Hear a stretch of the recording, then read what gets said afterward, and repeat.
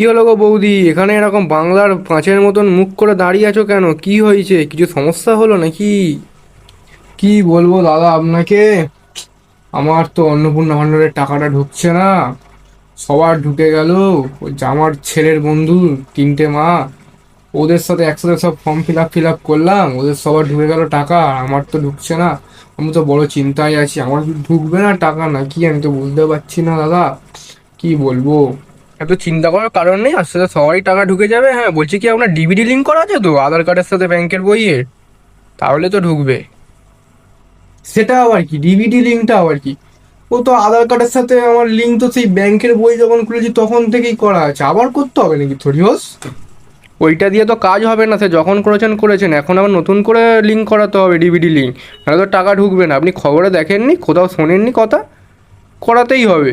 না, আমার তো টিভিতে রিচার্জ নেই।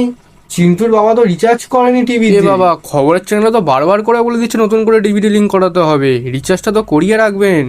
তাহলে তো আগে খবরটা পেতেন, নতুন টাকা ঢুকে এ যেত। বাবা, তাহলে আমি আজকে এক্ষুনি ব্যাংকে যাব, তাহলে কি ডিবিটি লিঙ্ক করাবো? কিন্তু এখন তো বিকেল 5টা বেজে গেছে, এখন তো আর ডিবিডি লিঙ্ক করাবে না, ব্যাংক বন্ধ আছে। ঠিক আছে, আমি তাহলে কালকেই ব্যাংকে যাব, গিয়ে ডিবিটি লিঙ্কটা করি, না তাহলে টাকা ঢুকবে তো? হ্যাঁ হ্যাঁ, ডিবিডি লিঙ্ক করানো হয়ে গেলে তখন টাকা ঢুকে যাবে আপনার 1-2 দিনের মধ্যে। আচ্ছা আচ্ছা, আজকে তাহলে ওই চিন্টুর বাবার জন্যই আমার টাকাটা ঢুকছে না। ওর কিপটে মেয়ে শুধু টিভিতে রিচার্জ করবে না, ও আজকে বাড়িতে আসুক। ওর একদিন কি আমার একদিন আজকে।